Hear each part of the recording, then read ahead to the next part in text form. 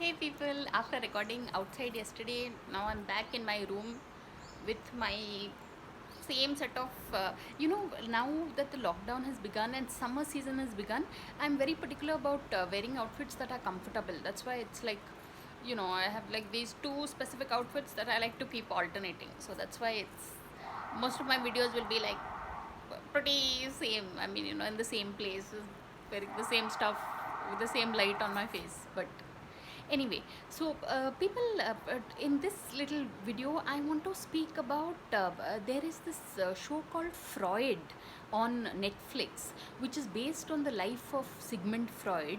And Sigmund Freud, apparently, at some point in his life, um, he was involved with psychic investigation, so that very subject is so interesting. So it's and it's set in Vienna, that is somewhere in Austria, right, in the early part of the 18th century. Yeah, I mean when Sigmund Freud was alive. So you all can check it out, people. It's called Freud, and it's on Netflix, and it is an interesting series. So on that note, no, I'm very particular. I have to stick to just 1 minute review. So that's why. So on that note, thanks for watching and please subscribe.